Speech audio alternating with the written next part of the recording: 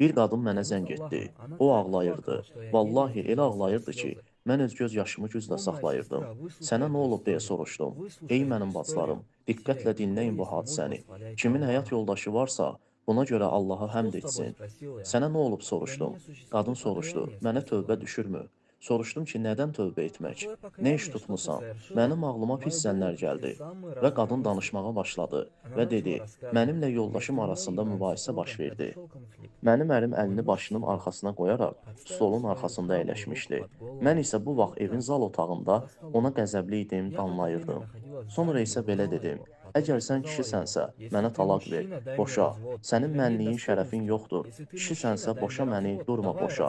Və o həmin an ancaq oturub mənə baxırdı. Və axırda ona dedim: "Vallahi and içirəm ki, bütün qohumlarımı başıma yığaraq səni alçaldacam. Sən uşaqlarını məndən ala bilməyəcəksən. Onları yalnız həftədə bir dəfə görəcəksən." O isə ancaq susub mənə baxırdı. Mən ona dedim: "Cavab ver, cavab ver, kişi deyilsən?" Gördüm ki, o susub baxır, mən qorxdum və ona yaxınlaşdım və gördüm ki, o dünyasını dəyişib. Təcili yardım gəldi. Ölüm səbəbini açıqlayaraq insulitdən dünyasını dəyişib dedilər. O buna dözə bilmədi. Qadın soruşur mənə tövbə düşürmü? Mən öz uşaqlarımı yetim qoymuşam. İndi bu qadının halına baxın. Bir çox kişilər və qadınlar Allahın nemətinin qədrini bilmir, ta ki onu itirənə qədər.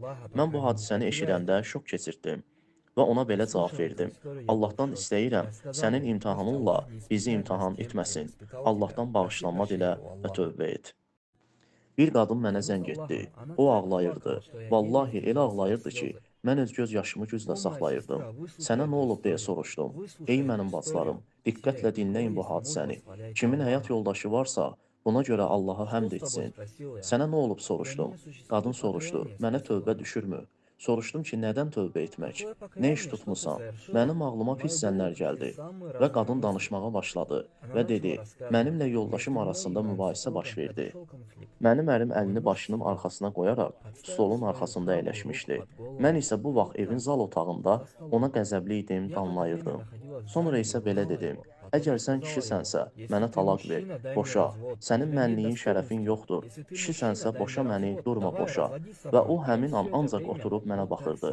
Və axırda ona dedim: "Vallahi and içirəm ki, bütün qohumlarımı başıma yığaraq səni alçaldacam. Sən uşaqlarını məndən ala bilməyəcəksən. Onları yalnız həftədə bir dəfə görəcəksən." O isə ancaq susub mənə baxırdı. Mən ona dedim: "Cavab ver, cavab ver, kişi deyilsən?"